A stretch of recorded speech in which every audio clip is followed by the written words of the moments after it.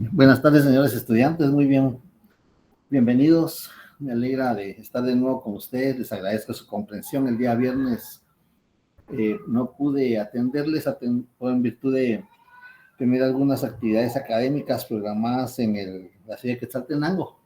Entonces me fue difícil estar con ustedes, pero de alguna manera vamos a avanzar en los últimos temas del programa y gracias de antemano por su comprensión prestada tanto por el viernes y como tal vez vamos a tener que desarrollar una sesión extraordinaria.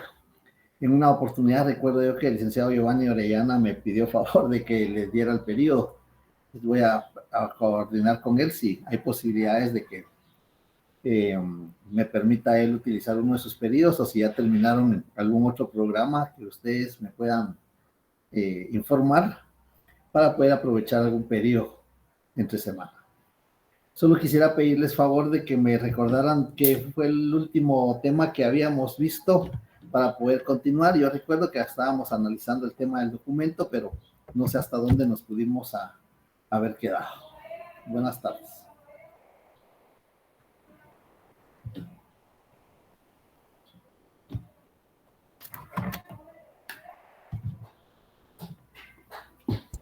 Buenas tardes, notario. El último tema que nosotros vimos fue los protocolarios y los extraprotocolarios. Y de ahí usted dio una retroalimentación para el parcial. Muy bien, de acuerdo. Le agradezco infinitamente, Yasmín, creo que fue quien habló. Gracias. Bien, entonces ya habíamos avanzado bastante con el tema de los documentos y nos quedaría pendiente la eficacia jurídica del instrumento público. Para esto de la eficacia jurídica del instrumento público, tenemos que recordar que de los requisitos, cuando hablamos de las finalidades de la función notarial, vimos que eran tres elementos: la seguridad, el valor y la permanencia. A raíz de eso, podemos ver que la eficacia jurídica del instrumento público, bueno, las notas todavía, creo que a finales, posiblemente entre 8 días ya están sus notas. Entonces les decía que para la eficacia jurídica del instrumento público tenemos que recordar ese tema de las finalidades de la función notarial, porque la eficacia jurídica del instrumento público va a depender que reúna los requisitos de forma y como consecuencia de ello el instrumento público va a tener un valor formal. Insistimos en esto, en el valor formal del instrumento público, en virtud que si reúne los requisitos de forma, que nosotros sabemos correctamente que son tres requisitos, esenciales, no esenciales y especiales.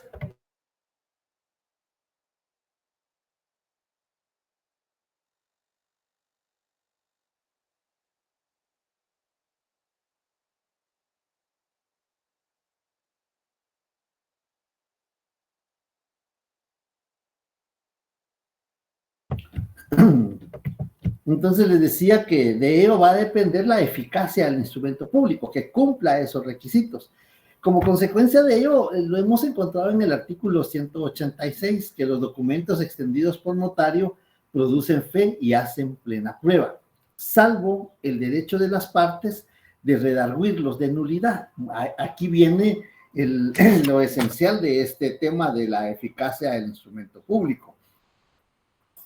El instrumento público puede ser objeto de impugnaciones, a eso se refiere redarguirlo de nulidad. El instrumento público, cuando no reúne los requisitos de forma, acordémonos que el instrumento público es un continente, tiene un contenido. Ese contenido es el negocio jurídico, es el contrato, es la declaración de voluntad. Y como consecuencia de ello, el instrumento público va a ser un continente, contiene elementos esenciales. Y como consecuencia de ello, el instrumento público debe cumplir con dos requisitos. Los requisitos de forma, es decir, que debe de cumplir los requisitos esenciales, los no esenciales, y si es el caso, va a contener también los requisitos especiales. Pero aparte va a tener requisitos de fondo. Y los requisitos de fondo comúnmente son el objeto lícito, el consentimiento que no adolezca de vicio y la capacidad de las partes contratantes. Si el instrumento público reúne esos dos,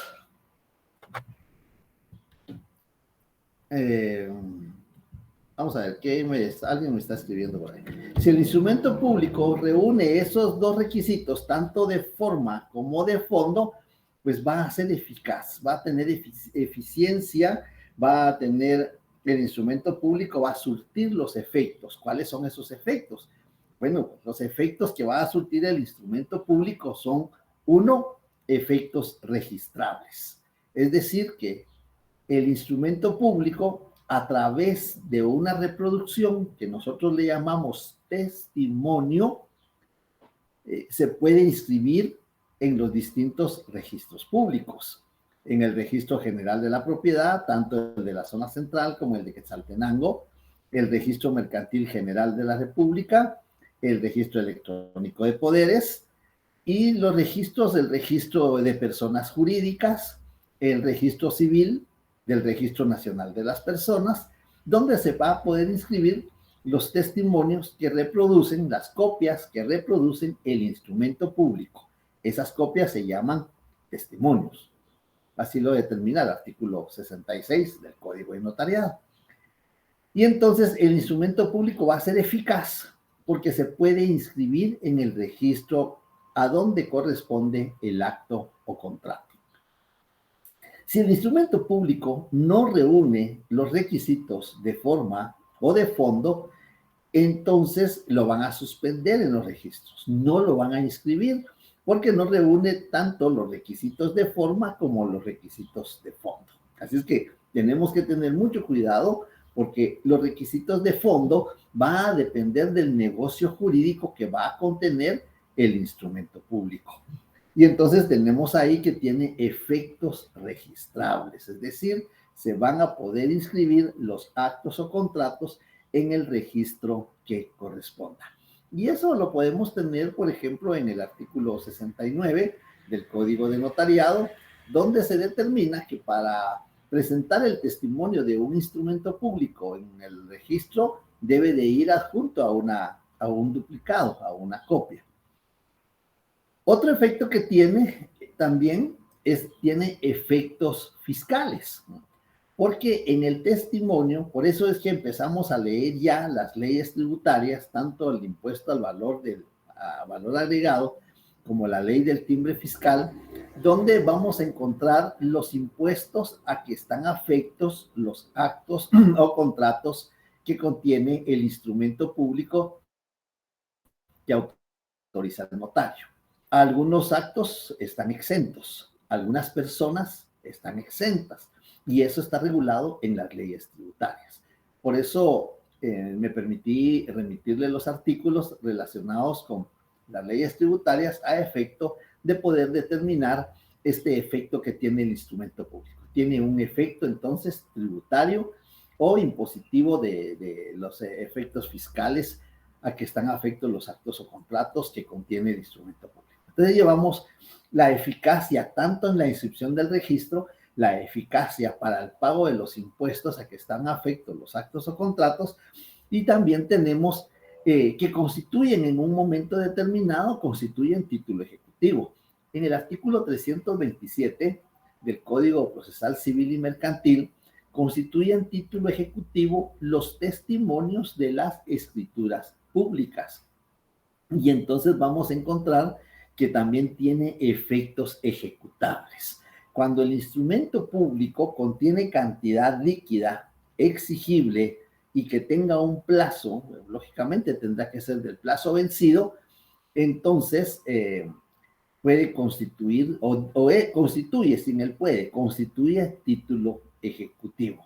Eso es muy importante porque acordémonos que el plazo puede vencer por haber llegado la fecha en el que se convino que se vencía el plazo, o puede vencer también anticipadamente si hay incumplimiento de una de las partes. Entonces tiene efectos registrables, tiene efectos tributarios, tiene efectos ejecutivos, porque constituye título ejecutivo. Y además de eso, también tiene efectos probatorios. El mismo 186 así lo determina, que los documentos extendidos por notario producen fe y hacen plena prueba. Pero también tenemos el artículo 177 del Código Procesal Civil y Mercantil. Los documentos que se adjunten a los escritos o aquellos cuya agregación se solicite a título de prueba podrán presentarse en su original, en copia fotográfica, fotostática o fotocopia, o mediante cualquier otro procedimiento similar.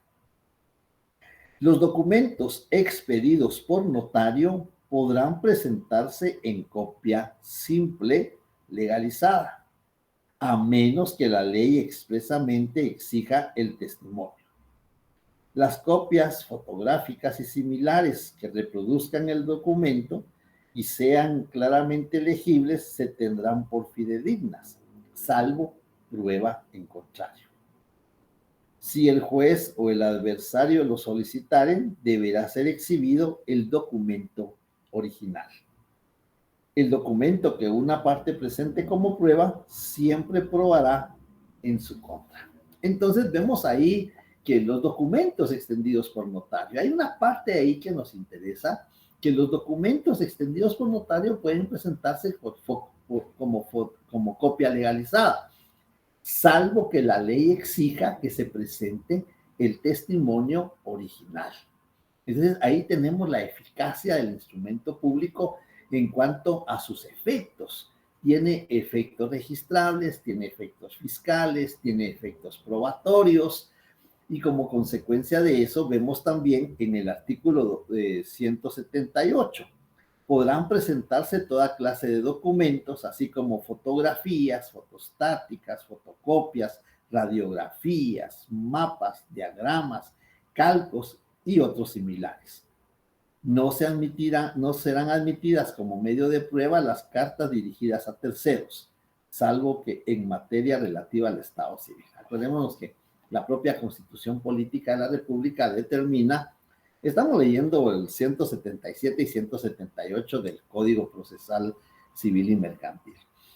La propia Constitución de la República determina la privacidad de la correspondencia privada, la correspondencia personal. No puede ser leída por terceras personas, salvo que tengan una orden judicial. También tenemos en el mismo artículo, nuestro artículo 186, que hemos estado leyendo desde hace varias oportunidades, donde se determina que los documentos autorizados por notario o funcionario o empleado público en ejercicio de su cargo producen fe y hacen plena prueba.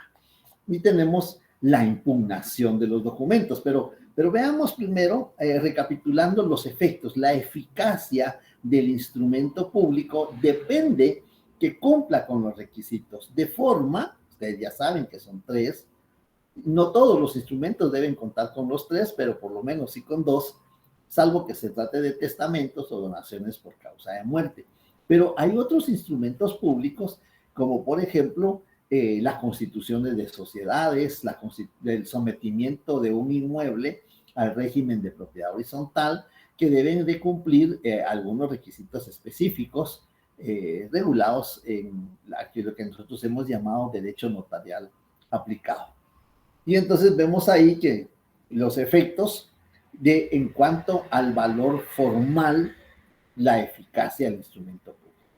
De fondo, el instrumento público, como contiene negocios jurídicos, pues, también tiene el notario tiene que conocer los requisitos esenciales de fondo, ¿no? Tenemos el objeto lícito, la capacidad y el consentimiento que no adolezca de vicio. Pero además de eso, en cuanto a la capacidad, no solamente se refiere a la mayoría de edad, porque acordémonos que la capacidad de ejercicio se adquiere a la mayoría de edad.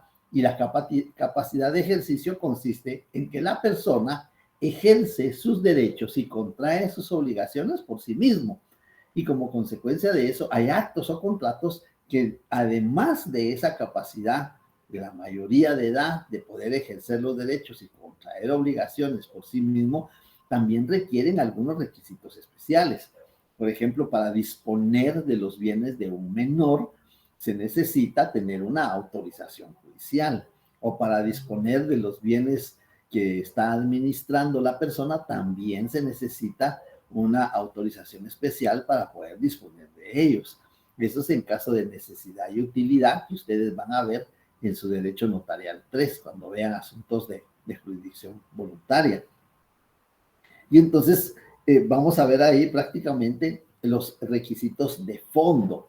Los requisitos de fondo, el negocio jurídico, acordémonos que la nulidad de fondo, hay nulidad de forma. La nulidad puede ser de dos formas. Nulidad de forma, cuando el notario ha omitido alguno de los requisitos, ya sea esenciales, no esenciales o especiales, va a provocar una nulidad de forma, porque en la forma, en la redacción, el notario no cumplió con alguno de los requisitos que determina el artículo 31, el artículo 29, artículos 42 y artículo 44 del Código de Notariado. En cuanto a la nulidad de fondo, la nulidad puede ser, cuando la nulidad puede ser de dos maneras, de forma o de fondo. Y la nulidad de fondo puede ser absoluta y puede ser relativa. Es relativa cuando puede ratificarse aquel acto o aquel contrato que necesitaba algún requisito especial, puede ratificarse y entonces la nulidad es relativa mientras no se haga esa ratificación. Pero es de fondo, es de absoluta cuando ya no permite una ratificación. Por ejemplo, en un testamento, si no se cuenta con alguno de los requisitos de fondo, si la capacidad del testador o algún elemento de fondo, ese instrumento público sería nulo de fondo absoluto. Y de eso depende entonces la eficacia jurídica del instrumento público. Pues ese, salvo el derecho de las partes de redarguirlos, es decir, de impugnar, de plantear que el instrumento carece de alguno de los requisitos de fondo o de forma. Sin embargo, también puede ser redarguido por bueno,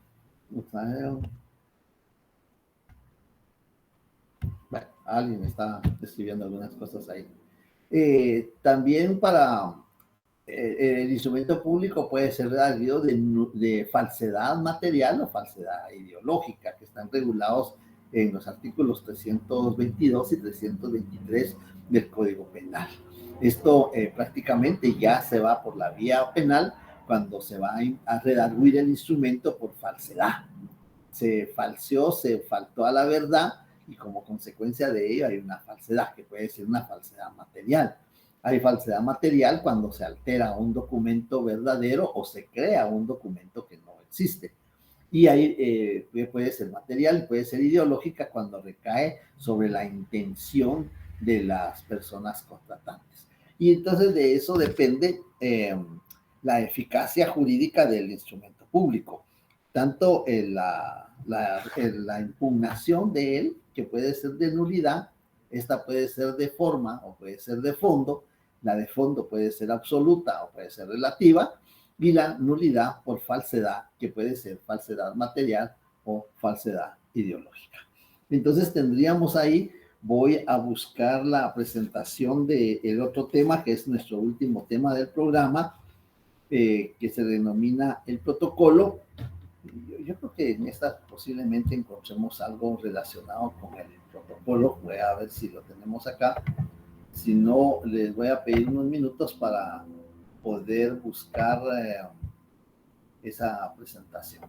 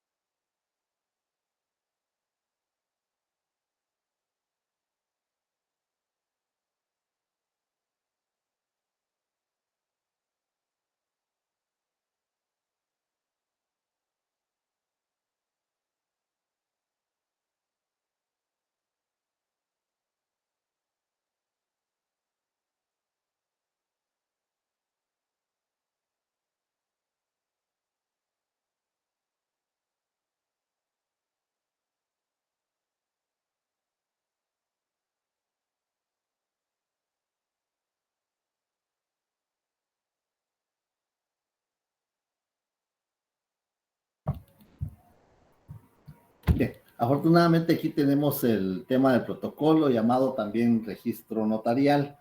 Creo que hemos hecho algunas menciones relacionadas a este tema. Solo me confirman si se ve la presentación y entonces vamos a dar inicio. Este es el último tema del programa. Creo que vamos a poder avanzar en la jornada de hoy, porque todavía tenemos casi una hora para poder avanzar. Gracias, Carlos. Para poder avanzar en el tema del protocolo. El protocolo es una de las instituciones tal vez de mucha trascendencia en el ejercicio de la función notarial. Este documento, gracias, Gita, este documento o este papel, podríamos decir, es el soporte que el notario utiliza para poder redactar algunos instrumentos públicos. Algunos, porque acordémonos que de los 7 instrumentos públicos que hemos estado mencionando, algunos de ellos se redactan en papel bond y otros se redactan en papel sellado especial para protocolo. Entonces, por eso les digo yo que son algunos instrumentos públicos que el notario autoriza. Como consecuencia de ello, no todos los instrumentos públicos se redactan en papel sellado especial para protocolo. El protocolo es un registro estatal. Eso lo vimos con el principio de publicidad. Vimos el artículo 30 y el artículo 31 de la Constitución Política de la República. Es un registro estatal y demás registros estatales, es decir, está números apertos, ¿no? Está abierto cualquier registro que se crea a través de la ley, así como han creado el registro de ciudadanos, así como se ha creado el registro de personas jurídicas, así como se ha creado el registro nacional de las personas. Son instituciones que han sido creadas a través de la ley y que forman parte de ese tema de los registros estatales. Pues el protocolo también es un registro. El mismo artículo 30, cuando lo leímos en su oportunidad, vimos la regulación jurídica y demás registros estatales. Esa era la frase que nos interesaba. Esa es la frase que nos interesa en la Constitución Política de la República.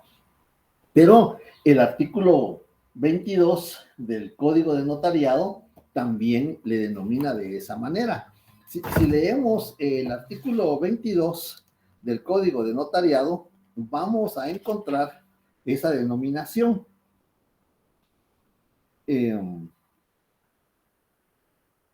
Artículo 21.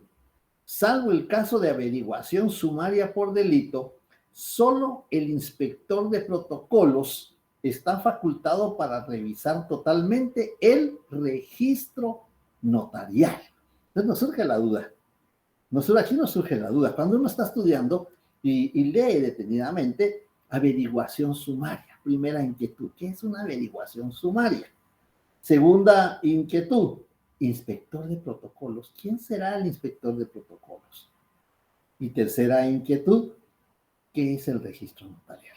Cuando uno lee el artículo, pues, está uno estudiando y por eso les decía, y por ahí leí un material muy importante de una universidad argentina, donde se menciona que el estudiante de Derecho no puede dejar de tener al alcance un diccionario de la lengua española, un diccionario jurídico, porque cuando uno está estudiando, porque realmente esa es la labor del estudiante, buscar cuál es la esencia, cuál es el espíritu del legislador cuando redacta los preceptos jurídicos. Dice, salvo el caso de averiguación sumaria. Acordémonos que el Código de Notariado es de 1947.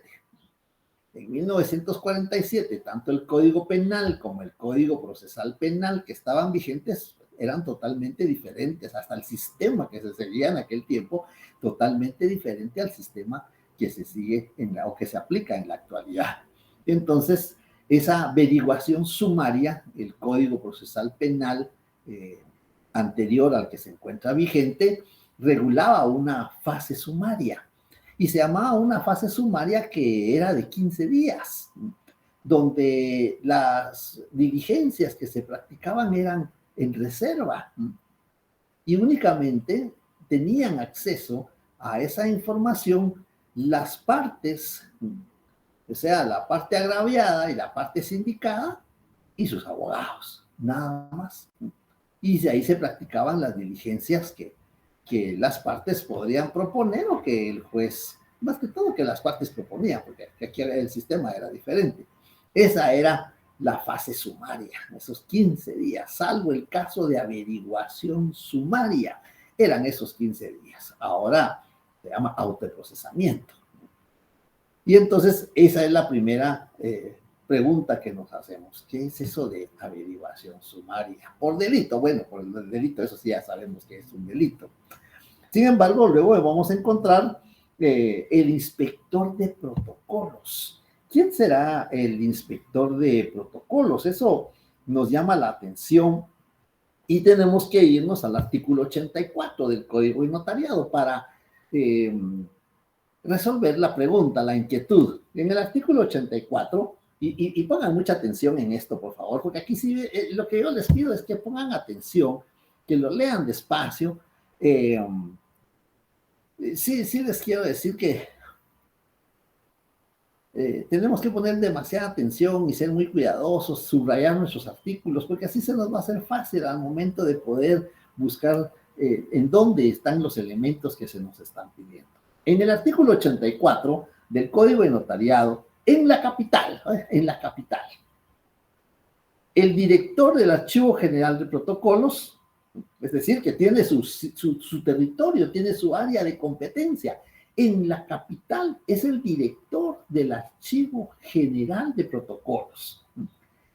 En los departamentos, es decir, en la capital, la ciudad de Guatemala, y es el director del Archivo General de Protocolos quien va a ser el inspector de protocolos. En los departamentos, los jueces de primera instancia. Entonces, veamos el artículo. En la capital, el director del Archivo General de Protocolos, y en los departamentos, los jueces de primera instancia tienen a su cargo la inspección y revisión de los protocolos. Aquí viene una incógnita que uno se plantea, y yo aún me la planteo, después de 34 años de ejercer la profesión, no, perdón, 37 años de ejercer la profesión, me planteo qué diferencia hay entre la inspección y revisión de protocolo. Pues para nosotros en Guatemala es lo mismo. Inspección y revisión se practica igual. En otros lugares es diferente. Por ejemplo, en Argentina, aparte de la inspección y aparte de la revisión. La inspección es cuando el inspector pasa a la notaría para ver si tienen protocolo en su lugar, ¿no? Es decir, si está el protocolo a disposición por el principio de publicidad, que ese es universal. Esa es la inspección. Mientras que la revisión ya se trata de ver si cumple con los requisitos formales, artículo 13 del Código de Notariado, ¿no? Entonces, esa es la diferencia allá, en otra legislación. En nosotros, pues, las dos cosas se practican en el mismo día. Allá, aparte de la inspección, una vez al mes pasa al inspector, y la revisión se practicará también una vez al año. Entonces vemos acá que en el artículo 84 ya vimos quién es el inspector. Ya solventamos aquella pregunta que nos formulamos cuando leímos el artículo 21. Salvo el caso de averiguación sumaria por delito, solo el inspector de protocolos está facultado para revisar totalmente el registro notarial. Entonces nos surge la duda, es el registro notarial. Nos surge la duda, ¿qué es el registro notarial? La Constitución Política de la República, en el artículo 30, ya lo menciona, y registros estatales. Pero el artículo 21 nos da bueno, el artículo 8 es el que nos da la respuesta, ¿no? Porque en el artículo 8 del Código de Notariado vamos a encontrar la respuesta cuando regula. El protocolo es la colección ordenada de las escrituras matrices, de las actas de protocolación, razones de legalización de firma y demás documentos que el notario registra. Ahí subrayemos, y que el notario registra de conformidad con esta ley. no es código, está ley. Entonces, ahí están los fundamentos jurídicos. Artículo 30 de la Constitución Política de la República, artículo 8, artículo 21 del Código de Notariado, y leímos el 84 en cuanto a la inspección de protocolos. Luego vemos también en los departamentos, siguiendo la lectura del artículo 84, en los departamentos en que hubiere varios jueces de primera instancia, la inspección y revisión corresponderá a todos, conforme distribución que hará la Corte Suprema de Justicia. Vean, ahí hay dos funcionarios que practican la revisión. En la capital, el director del Archivo General de Protocolos. En los departamentos, los jueces de primera instancia. Bueno, el director del Archivo General de Protocolos es uno. Claro, hay un subdirector, es una subdirectora, la notaria Teresa, es una subdirectora y es una directora, pero la ley faculta solo al director, ahora la directora, la notaria Carla Guerra, para practicar la revisión de protocolo. ¿Cuántos notarios hay en la capital? Bueno, pues ahí está la mayoría de notarios concentrados en la capital. No se da suficiente tiempo para practicar la revisión del protocolo por el director. En los departamentos, los jueces de primera instancia. Pero los jueces de primera instancia tienen que conocer, en unos departamentos conocen penal, conocen civil, conocen familia, conocen laboral, conocen otras áreas. Es decir, pues, tienen suficiente carga que atender por el órgano jurisdiccional. Y entonces viene el segundo párrafo del artículo 84, pongámosle mucha atención. Sin perjuicio de lo anterior, el presidente del organismo judicial podrá nombrar anualmente el número de notarios colegiados activos que sean necesarios para practicar la inspección y revisión de protocolos, tanto en el departamento de Guatemala como en los demás departamentos de la República. Las relaciones de los notarios así nombrados con el organismo judicial serán reglamentadas por medio de acuerdo de la Corte Suprema de Justicia. Entonces vamos a encontrar 3 funcionarios que practican la revisión. Por la duda queda de quién es el inspector de protocolos, que está facultado para revisar totalmente en caso de averiguación sumaria, es decir, en caso de delito. Son 3 funcionarios. En la capital, el director del Archivo General de Protocolos. En los departamentos, los jueces de primera instancia. Y en toda la República, los notarios nombrados anualmente por el presidente del organismo judicial. Entonces son 3 categorías de funcionarios. Eso hay que ponerle mucha atención. Tal vez no es presumir, pero el día martes que estuvimos en el Departamento del Progreso, en el Centro Universitario del Progreso, en Guastatoya, impartiendo un tema de esta naturaleza, dice el director de Archivo de Protocolos, dice, el licenciado fue mi profesor y me costó, fue mi primer curso que me llevó a mí a retrasadas, pero cuando me puse a estudiar a conciencia, y él fue el que me invitó a que yo fuera a dar la plática.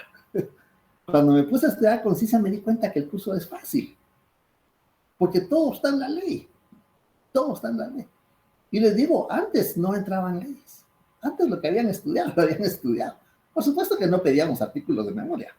Ahora sí pedimos los artículos porque ustedes tienen sus leyes al alcance. Entonces pueden decir cuál es su fundamento. Pero eso lo dijo el director del Centro Universitario del Progreso, dijo, es una clase que es diferente a las demás, es diferente a la de abogacía. Pero si cuando uno estudia conciencia, esas son palabras de él, y tal vez hay video de lo que se dio en esa plática, cuando uno estudia conciencia se da cuenta que el curso no es difícil. Entonces, yo por eso les digo, pongan mucha atención en los temas. Bien. Entonces ahí estábamos viendo los fundamentos jurídicos, por qué se le llama registro notarial. Vean hasta dónde nos fuimos a ver por qué se le llama registro notarial. Bueno, pues hay fundamento constitucional está el artículo 8 y demás documentos que el notario registra. Por eso es un registro. Y el artículo 21, salvo el caso de averiguación por sumaria por delito, digamos, salvo el caso de averiguación por delito, porque esa fase sumaria ya no existe en el Código Procesal Penal actual. Salvo el caso de averiguación por delito, solo el inspector de protocolos. Y ahí nos surgió la duda, ¿quién es el inspector de protocolos? Es la misma respuesta, la respuesta está en la misma ley. Son 3 funcionarios. En la capital, el director del Archivo General de Protocolos. En los departamentos, los jueces de primera instancia. Y en toda la República, los notarios nombrados por el presidente del organismo judicial. Ahí está el fundamento jurídico, artículo 84 del Código de Notariado. Bien, si no hay dudas, comentarios, observaciones en cuanto al tema de, bueno, sí, de los temas anteriores de la clase, por supuesto. Pero vamos a ver aquí, vamos a seguir buscando dónde está la presentación. Aquí la tenemos. Entonces vemos ahí, ahora veamos la etimología, es decir, el origen de dónde surge la palabra protocolo.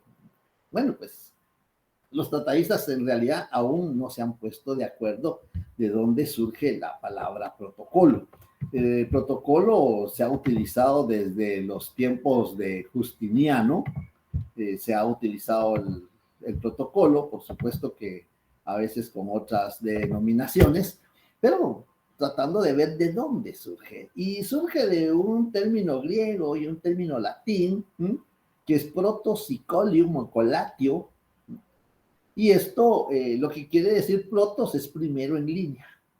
Ahí trato de ejemplificar primero en línea, en el protocolo. El libro es el protocolo, porque el protocolo ya lo vimos en el artículo 8, es la colección ordenada de escrituras matrices, actas de protocolación y toma de razón de legalización de firma. Fundamento jurídico, artículo 8 y artículo 9, que también lo reitera, del Código de Notariado.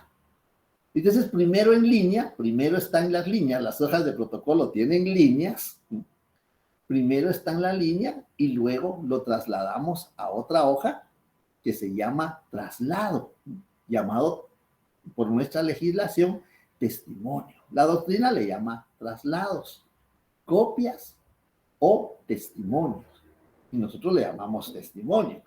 Esa palabra testimonio pues, es usada muy comúnmente tanto por las personas en sus actividades de distinta índole. Yo doy testimonio. Cuando uno va a una sesión de Alcohólicos Anónimos, voy a pasar a dar mi testimonio. O cuando va a una actividad de carácter religioso, voy a pasar a dar mi testimonio.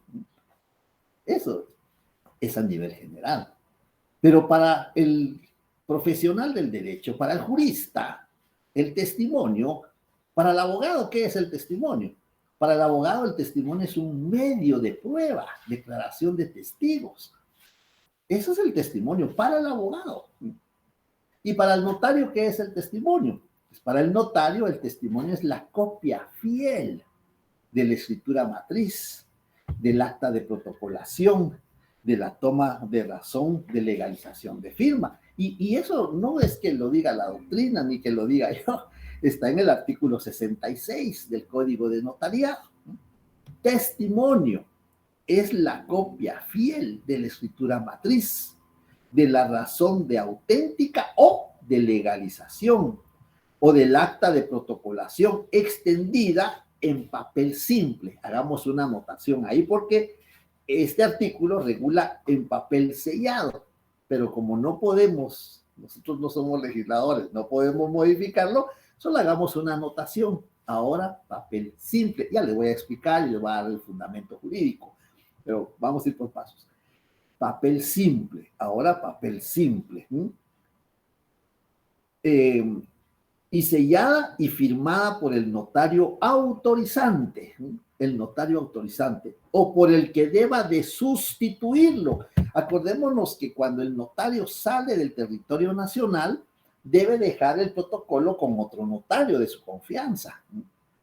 Ese notario de su confianza que tiene el protocolo, porque el titular, le vamos a llamar así, titular, el depositario titular, se ausentó del territorio nacional o tiene algún impedimento, tiene alguna incompatibilidad.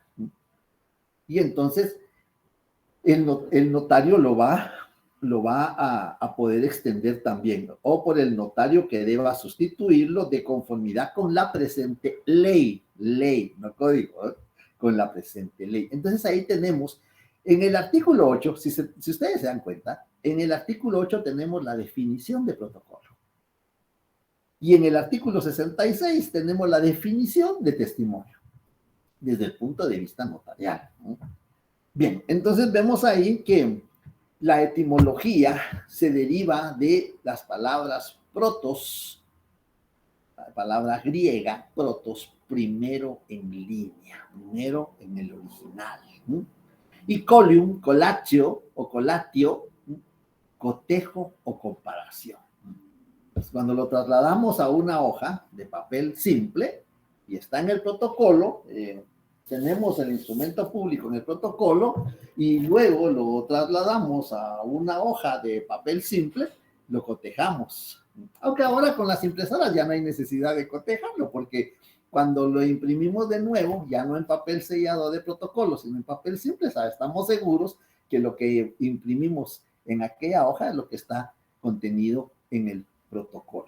Esta es una hoja de papel sellado especial para protocolo. Y entonces ahí está la etimología de la palabra protocolo. Protos, colium y colatio. Y los tratadistas no se han puesto de acuerdo porque estos son los términos que más se acercan a la palabra protocolo. Hay otros términos que nos confundirían si nos ponemos a explicarlos, pero tanto en el curso se ha adoptado por estos dos términos que vamos a tomar como origen o etimología de la palabra protocolo. El protocolo, si vemos, tiene sus antecedentes desde mucho antes, ya en la época de don Flavius Petrus Sabatius Justiniano, ya se existía, perdón, algo me pasó acá. Aquí vamos a regresar.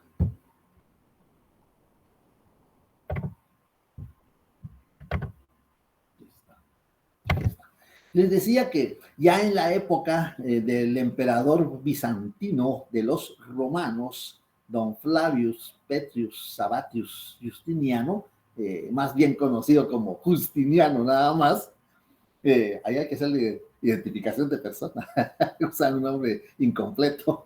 El código emite el código de Justiniano.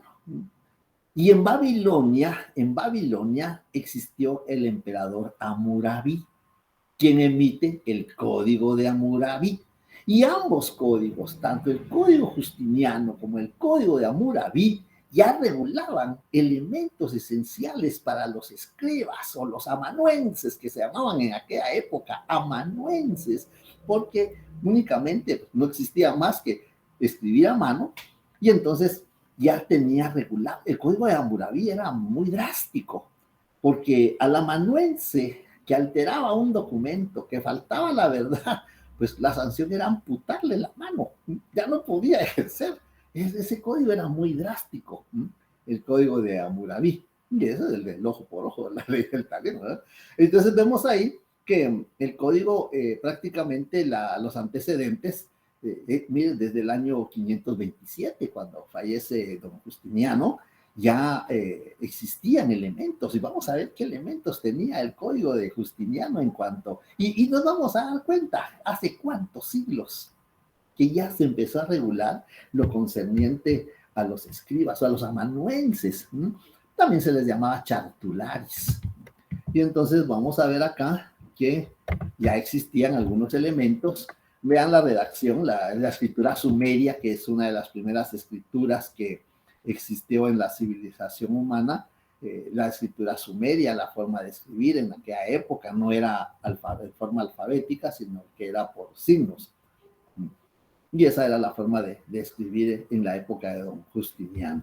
Y vemos ahí también prácticamente que habían otras formas de escribir que no hemos visto. Y veamos qué elementos tenía el código de Hammurabi. En el código de Hammurabi, el papel que utilizaba el amanuense no era cualquier papel. Era un papel que le entregaba el conde de las Sacras. Así le llamaban a ese funcionario que tenían los romanos.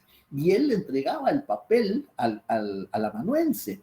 No podía redactarlo en otra clase de papel. Nosotros ahora, el fisco, eso del conde de las Sacras es como el fisco ahora, el que nos entrega las hojas de papel sellado especial para protocolo, porque es un impuesto.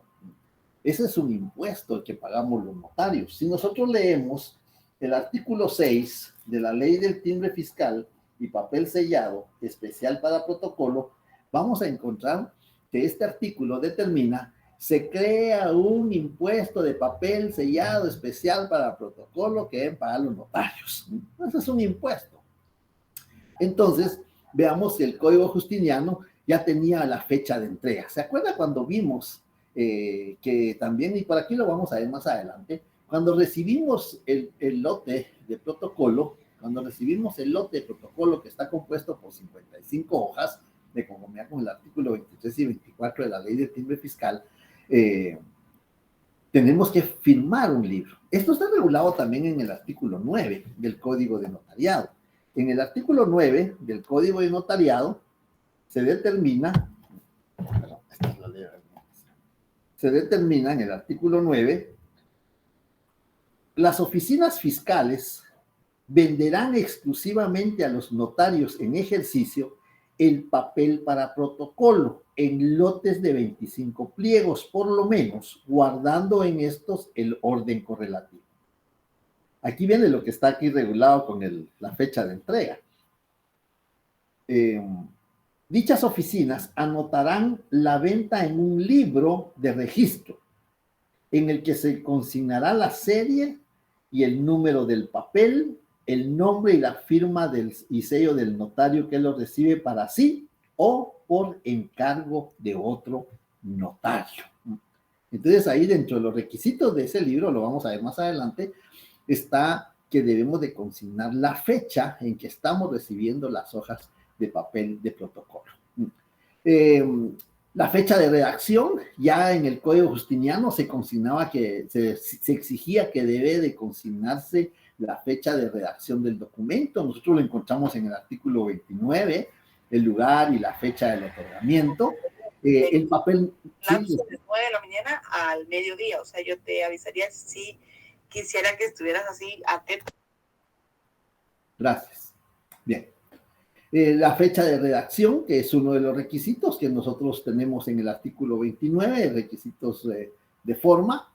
El papel no podía cortarse, lo mismo sucede con las hojas de protocolo, no podemos alterarlas, no podemos alterar la numeración, y eso lo encontramos regulado en el artículo 13 del Código de Notariado, donde se determina que los documentos se redactarán en español y se escribirán a mano o a máquina de manera legible sin abreviaturas. Los instrumentos llevarán numeración cardinal y se escribirán uno a continuación de otro por riguroso orden de fechas, dejando únicamente el espacio suficiente para las firmas. Si se reputaban por falsas, si no constaban en el protocolo, los documentos tenían que estar en el protocolo. El original, aquí vean, el original se entregaba al interesado. Aquí el notario todavía no se quedaba con los documentos, sino que el original se le entregaba al interesado. Pero si ese papel que lo tenía el interesado era cortado, si tenía signos de que fue doblado o que fue, de alguna manera manejado de una forma incorrecta, pues se iba a reputar que era falso el documento. Esos son los elementos que encontramos ya desde el Código de Hammurabi. Luego, los antecedentes, donde ya se empieza a regular algunos elementos también del registro notarial más, podríamos decir, un poco más recientes. Vamos a encontrar el fuero real, de 1254, y también vamos a encontrar más adelante la pragmática de Alcalá, ¿no? ¿Qué era el fuero real? Bueno, el fuero real era una compilación de leyes, ¿no?, donde estaban reguladas a las actividades de la sociedad española, ¿no?, porque el fuero real es de España. Y este fuero real, que era una compilación de leyes, tenía libros, estaba compuesto por libros, donde se regulaban los delitos. Nosotros ahora lo conocemos como Código Penal. También había un libro que regulaba lo concerniente a las personas, a los bienes, que ahora nosotros lo conocemos como Código Civil, y tenía en esa parte del Código Civil, tenía los elementos relacionados con el escribano, en España escribano. Por eso hay algunos lugares donde no hay código de notariado, sino que los elementos del notario están consignados en el Código Civil. Panamá creo que es uno de ellos, donde está regulado en el Código Civil los elementos del notario. Y creo que República Dominicana también. Pero vemos ahí que ya el fuero real empieza a regularse algunos elementos como que se venían ya en el Código de Justiniano, y se completa más, porque vamos a encontrar que primero es el fuero real y luego viene la pragmática de Alcalá. La pragmática de Alcalá no son más que reformas a esa compilación de leyes que se le fueron haciendo con el transcurso del tiempo y por las necesidades sociales, que el derecho es eminentemente cambiante, y entonces encontramos ahí. La pragmática de Alcalá tiene algunos elementos muy importantes, y aquí es donde vamos a ver por qué es que el notario tiene que redactar los instrumentos públicos de manera legible y sin abreviaturas. Por esto, los escribanos escribían de esta manera. No tenía un orden de cuántas líneas, no tenía un orden de cómo escribir. Y entonces lo que hacían los escribanos, o los aquí ya eran escribanos, escribían de esta manera, porque ellos cobraban honorarios por la asesoría, cobraban honorarios por redactar, cobraban honorarios por traducir lo que habían escrito de esta manera, y cobraban honorarios por hoja. Entonces, por eso viene la pragmática de Alcalá ya en 1503 con la reina Isabel, y dice, no, hagamos un orden y vamos a cambiar eso. Y por eso, en la actualidad, son 25 líneas por cada lado, porque ya tenemos un límite. Además de eso, ya es de manera legible y sin abreviaturas. Vean los antecedentes del artículo 13 del Código de Notariado, las formalidades del protocolo, porque esta era la forma como escribían los escribanos en la época de la pragmática de Alcalá. La pragmática vino a ser una reforma total y dice, no, la pragmática de Alcalá ya permite que el notario conserve los originales y que extienda las copias. Vamos a verlo más adelante. Entonces vemos ahí que estos efectos de la evolución de la regulación jurídica en cuanto a los elementos notariales tienen sus consecuencias, es decir, tienen sus causas. ¿Por qué de manera legible? ¿Por qué sin abreviaturas? ¿Por qué son 25 líneas por cada lado? Porque en ese entonces se redactaba de esa manera. Aquí vamos a encontrar, en la pragmática de Alcalá, vamos a encontrar elementos. Por ejemplo, el protocolo constituido como un libro también se le denominó registro. Ya en 1503, en la pragmática de Alcalá, ya se le llamó registro, y en la actualidad lo tenemos en la Constitución Política y lo tenemos en el Código Notariado. Estaba en custodia del notario. Ahora nosotros lo tenemos en depósito con base al artículo 19 del Código de Notariado. Reguló la forma de escribir legible, lo que está en el artículo 13, de manera legible, sin abreviaturas. Podía extender copias, que está regulado en el artículo 66 y 67 del Código de Notariado. El notario puede extender copias. A esas copias se les llama testimonios. Reguló un arancel, porque como los notarios o los escribanos cobraban por escribir, cobraban por asesorar, cobraban por traducir, cobraban por extender las copias, entonces ahora por eso existe un arancel. Ya ahí en la pragmática de Alcalá fue el primer arancel que reguló la actividad económica del notario, desde el punto de vista, ¿se acuerdan cuando vimos las finalidades de la función notarial: seguridad, valor y permanencia. Y cuando vimos el tema del valor, vimos distintas clases de valor: valor formal, valor probatorio, valor económico. Entonces vemos, por eso existe entonces un arancel que está en el artículo del 106 al 109 del Código de Notariado, que es aconsejable que nosotros vayamos haciendo el repaso de esos artículos en cuanto al contenido del arancel. Del 106 al 109 del Código de Notariado, donde tenemos regulado lo concerniente al arancel. Eso es el arancel del notario. El arancel del abogado está en el decreto 111-96. Esto es totalmente diferente. Se determinaron sanciones, pues también nosotros en la actualidad, cuando vimos la responsabilidad profesional del notario, vimos que el notario es sujeto a que se le impongan algunas sanciones. Sanción por no remitir testimonios especiales, sanción por no remitir avisos, sanción por no pagar el derecho de apertura de protocolo. Es decir, tiene distintas clases de sanciones como las responsabilidades en que puede incurrir el notario. Aquí dice que tiene un minutario. Eso nosotros sí en la actualidad no tenemos un minutario. Minuta es un proyecto de escritura. Algunos muy mal denominados le llaman machote, pero eso no existe. Eso no existe. Se llama minuta, se llama proyecto, se llama borrador. Esos son los términos que le podemos dar. Algunas legislaciones, como la de Costa Rica, sí tienen un minutario. Nosotros no tenemos minutario, pero lo podemos llevar a iniciativa propia. Podemos tener en nuestros archivos electrónicos, podemos tener nuestras minutas que consideremos pertinentes, que podemos utilizar, porque lógicamente tienen que ser creadas por el notario. Y preveía que las personas no pudieran firmar. Vean, ¿desde cuándo? Lo tenemos en el artículo 29, numeral 12, ¿no? La firma de los otorgantes.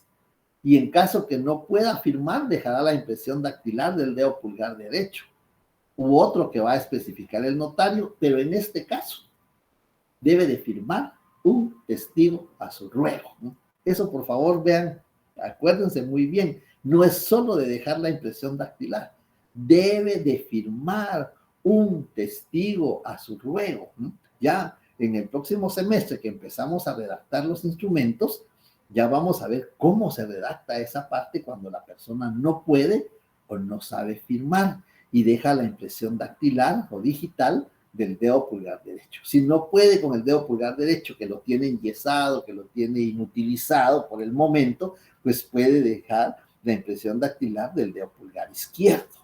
Pero el notario tiene que hacerlo constar en el instrumento público, quien por no poder firmar deja la impresión dactilar del dedo pulgar izquierdo, firmando a su ruego Juan Pérez. Es el testigo. Tenemos que indicar el nombre del testigo y calificarlo. Tenemos que calificarlo.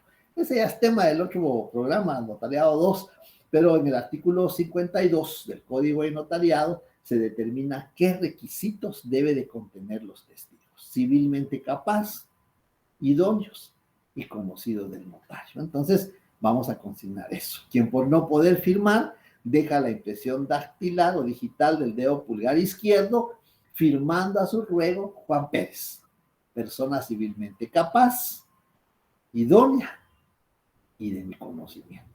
Si el notario no lo conoce, aplicamos la otra parte del artículo 52, quien va a identificarse por los medios legales. Entonces vemos ahí, desde 1513, la pragmática de Alcalá, que ya viene a organizar de mejor manera la actividad notarial. Y por eso tenemos ahí prácticamente ya los antecedentes y que los ha recogido nuestra legislación, bueno, no nuestra porque la legislación no es apropiable, la ha recogido la legislación guatemalteca. Eso no es muy correcto decir nuestro código, que la legislación no es apropiable, es el código o la ley del notariado. Bien, entonces tenemos ahí estos elementos y vamos a ver la regulación jurídica. Bueno, pues la regulación jurídica ya lo hemos venido diciendo.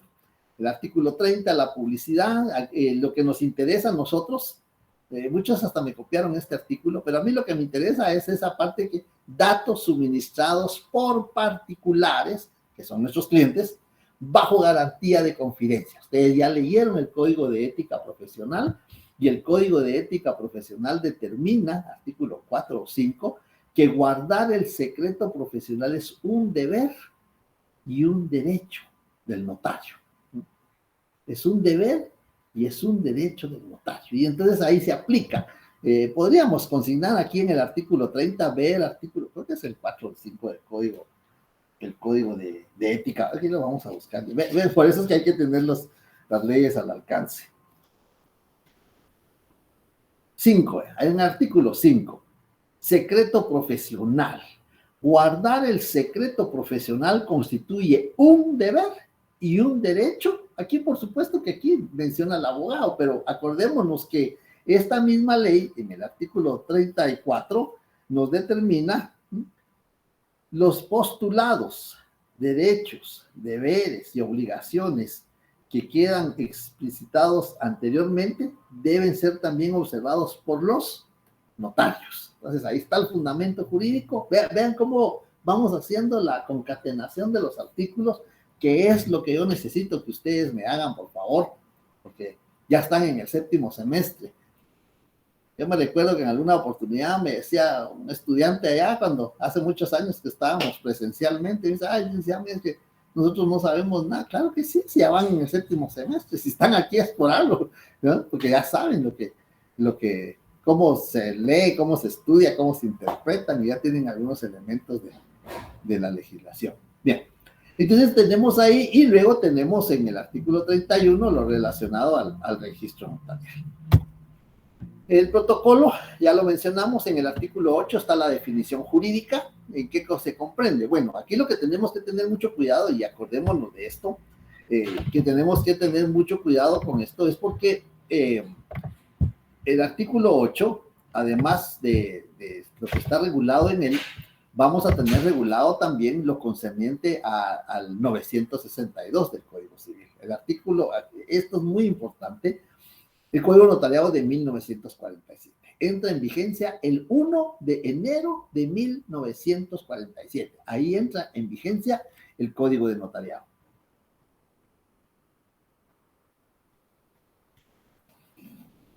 Pero el 1 de julio de 1964 entra en vigencia el Decreto Ley 106, más bien conocido como Código Civil.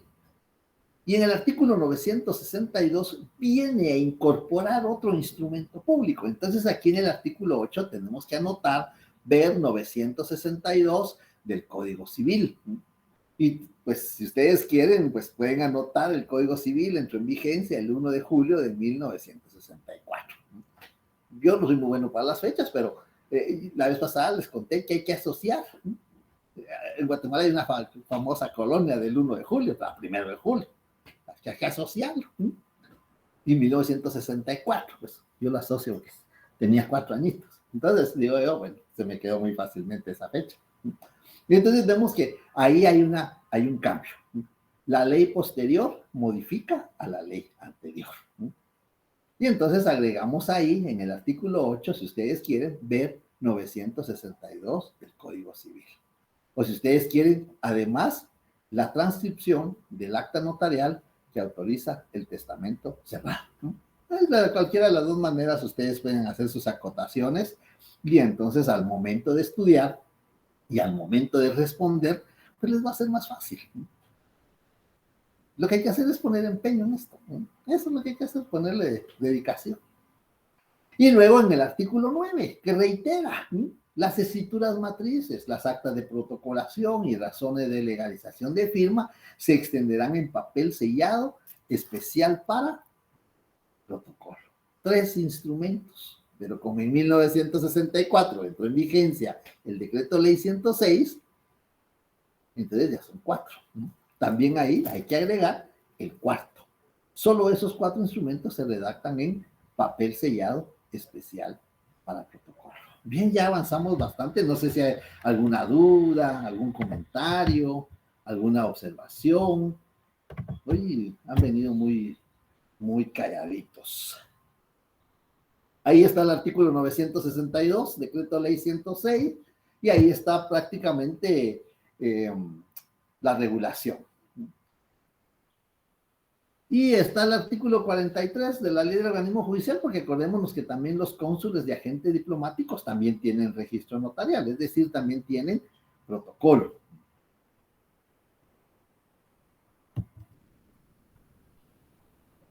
Bien. Aquí está lo que les decía, aquí está el libro que tenemos que llenar. Cuando vamos a pagar el impuesto de papel sellado especial para protocolo, esto, si ustedes ven, creo que va a aparecer por ahí de último mi nombre, porque fue cuando yo le pedí favor a la persona que me atendió, le dije, mire, le puedo tomar una foto al libro. Y me dice, mire, ¿para qué quiere tomarle una foto al libro? Yo sé que hay datos sensibles, le digo, pero yo lo voy a usar académicamente, porque necesito explicarle a los estudiantes cómo es el procedimiento. Bueno, pues la persona muy gentilmente me dijo, bueno, pues tómele fotografía.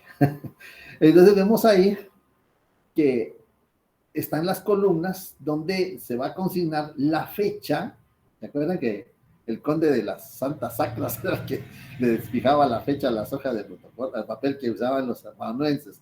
Entonces vemos aquí, tiene la fecha que se recibe, cuántos lotes va a pagar el notario de impuesto, que ahí hay quienes pagaron 4, hay quienes pagaron 1, hay quienes pagaron 2, y luego vienen, y yo espero, vamos a ver aquí, vamos a regresar a la pantalla, hay que consignar también en estas casillas, hay que consignar el número de orden, hay que consignar el número de orden que tienen las hojas de protocolo en una de estas casillas, qué número, son 55 hojas, de qué número aquí hasta que llegue al número 55 y el número de registro que tienen en un costado. Eso es lo que se aplica en esas casillas que vemos ahí. Luego viene el nombre del notario, luego viene la dirección de la oficina del notario, viene la información, el número de teléfono y viene la firma del notario y el sello del notario. Y eso es lo que está en el artículo 9, las oficinas fiscales. Ahora la Superintendencia de Administración Tributaria, SAT, y está en el reglamento. En el reglamento de la ley del timbre fiscal también lo encontramos. Ahí tenemos prácticamente los fundamentos jurídicos en donde encontramos la regulación que debemos de cumplir con estos requisitos al momento de hacer efectivo el impuesto de papel sellado especial para protocolo. Bien. Estas son las características de las hojas de papel sellado. Ustedes ya las habían visto porque yo les he mostrado aquí la que tengo. Si vemos ahí, tiene el número precedido de una letra del alfabeto. Ese es el número que se consigna en esas casillas del libro. Tiene un número de registro también y tiene un quinquenio en el costado. Tiene 25 líneas por cada lado y a un costado también tiene el emblema de la Superintendencia de Administración Tributaria, tiene el escudo de armas, en filigranas el número precedido de una letra del alfabeto, tanto del anverso como en el reverso, y la palabra protocolo. Esas son las características de las hojas de papel sellado especial de protocolo. ¿Cuáles son las características? Pues lleva en filigrana, lleva un número precedido de una letra del alfabeto, que en este caso es A, puede ser C, puede ser B, lleva la palabra protocolo, lleva el escudo de armas, tiene un número de registro, tiene un quinquenio, tiene el emblema de la Superintendencia de Administración Tributaria. Esas son las características de las hojas de papel sellado especial para protocolo. La definición, bueno, pues la definición en el artículo, ya tenemos unos minutos para entrar a esta parte. Esta es una parte que nos hace analizar el artículo 8 del Código de Notariado, la definición. Les decía hace unos minutos, en el artículo 8 está la definición de protocolo, pero hay que sumarle la parte del 962 del Código Civil para que la definición esté completa. Pues no, la definición no está completa, porque como ya lo explicamos, hay que hacer la integración de la norma jurídica. Y entonces vamos a darnos cuenta en el artículo 8, si lo leemos, vamos a darnos cuenta que regula lo siguiente. No dice porque la ley no habla, entonces no les digo que dice lo siguiente, sino que regula lo siguiente, el artículo 8. El protocolo es la colección ordenada. 1. Yo lo voy a numerar porque aquí no está así, pero yo lo tengo numerado en mi protocolo por los efectos del estudio. 1. Escrituras matrices. 2. Actas de protocolación. 3. Razones de legalización de firma. 4. Transcripción del acta notarial que autoriza el testamento cerrado. Entre paréntesis, 962C.C, Código Civil. Esos son los apuntes que tengo en mi código. Y son apuntes de estudiante, de que yo los estudiaba. Entonces tenemos ahí, esa es la llamada parte instrumental. Los instrumentos públicos que se redactan en el protocolo son 4 y por eso se llama parte instrumental. Pero luego viene la parte documental, que no son instrumentos, son documentos. Y entonces encontramos la segunda parte donde se determina y documentos que el notario registra de conformidad con esta ley. Ley, no es código, es ley. Que el notario registra. Y documentos que el notario registra de conformidad con esta ley. Entonces vemos ahí, hay 2 partes del artículo 8. Bueno, pues efectos de estudio, porque no están así, pero la parte instrumental, que son 4 instrumentos públicos, si por ejemplo les viniera en el examen final, cite la parte instrumental del protocolo con su fundamento jurídico. ¿Qué van a responder? Escritura matriz, acta de protocolación, toma de razón de legalización de firma, entre paréntesis, artículo 8, Código de Notariado, y la transcripción del acta notarial que autoriza el testamento cerrado, entre paréntesis, 962 del Código Civil. Ahí está la respuesta. Esa es la parte instrumental. Ahora viene la parte documental, otros documentos y demás documentos que el notario registra de conformidad con esta ley. ¿Cuáles serán esos documentos? Es decir, no son instrumentos públicos. Esos no los autoriza el notario. Aquellos 4 sí los autoriza. ¿Cómo los autoriza?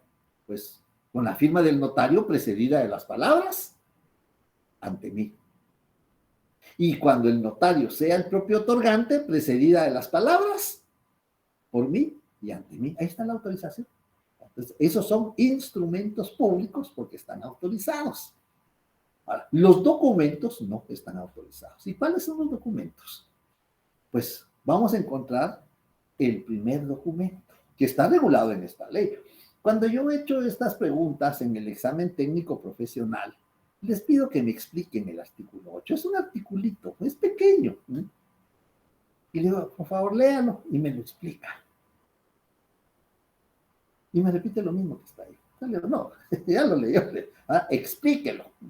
¿Qué quiere decir? Bueno, pues aquí hay una parte instrumental que está contenida por 4 elementos. Y hay una parte documental. ¿Cuál es la parte documental? ¿Qué contiene esa parte documental? Pues la parte documental vamos a encontrar el primer documento que está regulado en el artículo 12. La razón de cierre. La razón de cierre. En el segundo párrafo del artículo 12, se cerrará cada año el 31 de diciembre o antes si el notario dejare de cartular. ¿Cuándo se cierra el protocolo? El 31 de diciembre o antes si dejare de cartular. ¿Por qué puede dejar de cartular el notario? Porque ya no desea ejercer la función. Ya vamos a ver el fundamento. Ya no desea ejercer la función notaria. Porque va a ausentarse del territorio nacional. Porque va a asumir cargo que lleva aneja jurisdicción. Porque tiene impedimento o tiene incompatibilidad para ejercer la función notarial. Es decir, hay causas para las que pueda cerrarse antes el registro notarial. Luego, bien, aquí viene nuestra parte documental. La razón de cierre contendrá una razón de cierre. ¿Qué contiene la razón de cierre? Pues la razón de cierre contendrá la fecha. Puede ser hoy es 6 o 7. Ay, hoy es 8. Puede ser hoy 8 de mayo. ¿La razón de cierre? Sí, puede ser. ¿Por qué? Por alguna causa que el notario va a dejar de capturar. Normalmente es el 31 de diciembre. Entonces, la fecha, el número de documentos públicos, aquí se refiere a instrumentos públicos, ya le di la cantidad de documentos públicos, autorizados. Aquellos, ya vimos que es autorizar. Las razones de legalización de firma, las actas de protocolación. Número de folio. El artículo 13 del Código de Notariado exige que las hojas de protocolo vayan foliadas. Vamos a ver si tenemos por aquí. Había otra que tenía una foliación, pero creo que no la tengo al alcance. Bien, aquí está. Las hojas de protocolo van foliadas. Aquí está. Sí, aquí está. Aquí tiene el folio, el número de foliación. Las hojas de protocolo van foliadas. Bueno, la foliación, la ley no establece en dónde, porque en alguna oportunidad un estudiante me dice, mire, ¿y dónde se van a foliar las hojas? Pues las puede foliar en un lugar visible, las puede foliar acá, las puede foliar en medio. La cosa es que tenga folio. Y me dices que el docente me dijo que tenía que ser en un lugar en específico. No, la cosa es que cumpla con el requisito de tener foliación. Entonces, ese es nuestro primer documento que vamos a incorporar al registro notarial, la razón de cierre. ¿En qué clase de papel se hace la razón de cierre? La ley no determina, pero ya nos reguló la ley, ya nos reguló que se redacta en papel sellado especial para protocolo. 4 instrumentos. Artículos 8, artículo 9, se redactarán en papel sellado especial para protocolo, ahí hay 3. Y en el Código Civil 962 está el 4. Eso es lo que se redacta en protocolo. En hojas de papel sellado especial para protocolo. No podemos redactar más. Porque el notario solo puede hacer lo que la ley le permite. Y eso nos permite la ley. Entonces, ¿en qué clase de papel se redacta la razón de cierre? Pues en papel simple. La ley no regula, no determina. Papel simple. Entonces, en papel simple. ¿Paga impuesto? Pues no sé si ustedes lo encontraron en sus leyes fiscales que leían, pero no paga impuesto porque no está regulado. Bueno, ese es el primer documento. La parte documental va a tener su primer elemento, la razón de cierre. Segundo elemento documental, el artículo 15 del Código de Notariado. El artículo 15, el índice del protocolo. Ese es el segundo elemento y llevan el orden porque así va apareciendo en la ley. En el artículo 11, razón de cierre. Ya hicimos la razón de cierre, ya explicamos que es en papel simple. Ahora nos vamos al artículo 15 y viene el índice. El índice es un resumen de ambos, la razón de cierre y el índice es un resumen. Lo que pasa es que en el índice sí vamos a indicar los nombres de los otorgantes, el objeto del instrumento. Vamos a leer el artículo 15. ¿Qué debe de contener? Y ahí van a ver ustedes un ejemplo de índice de protocolo. Ese es el segundo elemento de la parte documental del protocolo, el índice. Regula el artículo 15, se extenderá en papel sellado del mismo valor del empleado en él. Aquí tenemos que hacer una acotación. Tenemos que hacer un apunte. Ver artículo 5, numeral 6, de la ley del timbre fiscal y papel sellado especial para protocolo. ¿Por qué vamos a hacer ese apunte, esa acotación? Porque el artículo 5, numeral 6, determina que los índices deben de cubrir 50 centavos de timbre fiscal por hoja, 50 centavos de timbre fiscal por hoja. Mientras que el artículo 15 determina que es del mismo valor. ¿Qué valor tienen las hojas de papel sellado especial para protocolo? El fundamento está en el artículo 6 de la ley del timbre fiscal de papel sellado especial para protocolo. Ahí está el fundamento del valor de las hojas de papel sellado. Aquí está. En el artículo 6 de la ley del timbre fiscal, que yo lo mencioné hace unos minutos, se regula, artículo 6. ¿no? De la tarifa específica del impuesto de papel sellado especial para protocolos. Se establece un impuesto de papel sellado especial para protocolos con una tarifa específica de 10 quetzales por cada hoja, ¿no?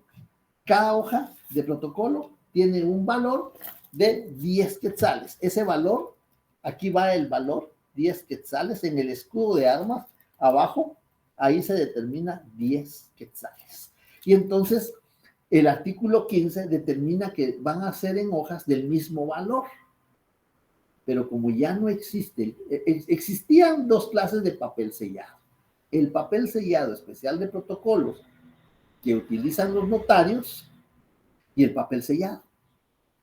Yo creo que la mayoría de ustedes están muy jóvenes y tal vez sus papás sí les pueden dar alguna referencia. Antes en las tiendas se venden timbres fiscales y papel sellado. Ese papel sellado lo podía comprar cualquier persona. ¿Y para qué servía ese papel sellado? Pues en ese papel sellado ya se cubría el impuesto. Era una forma de pagar impuestos del contrato, del acto. Pero esas hojas ya no se venden. Entonces ahora solo existe el papel sellado especial para protocolo, que es para los notarios. Y entonces el índice se redacta en papel simple y se le adhiere timbre fiscal por 50 centavos. Entonces ya es el segundo elemento de la parte documental. Y entonces seguimos así y nos vamos al artículo 17, estamos en tiempo, para el tercer elemento de la parte documental. Los atestados. Aquí sí les pido que tengan mucho cuidado, porque confundimos testado, atestado, testamentaría, testamento. ¿Cuántas palabras que parecen? Atestados. ¿Qué son los atestados? Entonces, atestados. No hay que confundirlos con testado. Y algunos me confunden testado, forma de corregir los errores, con testado, acción y efecto de otorgar testamento. Hay que tener mucho cuidado con eso. Entonces, los atestados son aquellos documentos que el notario incorpora al final del protocolo.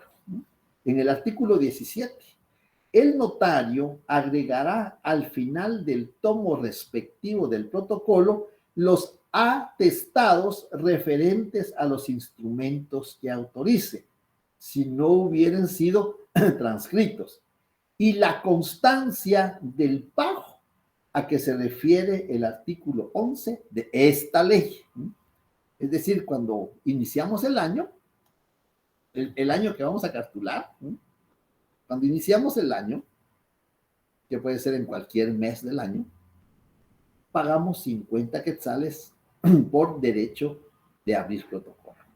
Vamos a abrir protocolo. Es decir, voy a empezar a utilizar esas hojas de papel sellado para redactar los instrumentos públicos que la ley me permite. Entonces pagamos 50 quetzales. Artículo 11 del Código de Notariado. Bien, avanzamos bastante. Y entonces vemos la parte documental, para recapitular, la parte documental, razón de cierre, artículo 11 del Código de Notariado, 12. El índice, artículo 15 y 16 del Código de Notariado. Los atestados, artículo 17. Esa es la parte documental. No sé si hay dudas, comentarios, observaciones, preguntas. Y por favor, están atentos, yo les voy a informar. Tengo que enviarles algunas informaciones. Tengo pendientes unas revisiones de exámenes que me pidieron del primer parcial. Tengo pendientes unas exámenes extemporáneos, quienes solicitaron y justificaron la causa que no se pudieron examinar. Entonces voy a atender los exámenes extemporáneos. Y tengo pendiente lo de sus notas, por supuesto, pero eso sí necesito un poquito más de tiempo, que será posiblemente el lunes, a más tardar martes de la otra semana. Y por supuesto que yo sé que ahí me van a venir muchas revisiones de exámenes, ¿no? Bien, no sé si hay algún comentario. Tengo pendiente también informarles de alguna sesión extraordinaria. ¿No hay dudas? ¿No hay comentarios? ¿No hay preguntas? Sí, Rebeca, le escucho. Buenas tardes, Buenas notario. tardes. Disculpe la consulta. Yo soy una de las personas que le había solicitado revisión de primer examen parcial, pero no sé si usted me tendrá consignada en su listado para yo esperar respuesta suya. No recuerdo tenerla, pero envíeme un correo, por favor. Envíeme un correo, un recordatorio. Yo voy a atender esta semana, voy a atender esos temas. Bueno, le agradezco mucho. De acuerdo, Rebeca. Bien. Que tengan feliz tarde. Nos vemos el viernes. Feliz tarde, notario. Pendientes Gracias, licenciado. Feliz tarde. Feliz tarde, gracias. Feliz tarde, licenciado. Igualmente, gracias. Feliz tarde. Feliz tarde, licenciado. Gracias, feliz tarde. Gracias, notario. Feliz tarde. Feliz tarde. Me alegra que ya no nos falló la plataforma. Hoy sí hemos estado bien y el cupo de estudiantes ya bajó, pero por lo menos ya no tuvimos problema con la transmisión. Que tengan feliz tarde. Gracias, notario. Pase feliz tarde. Adiós.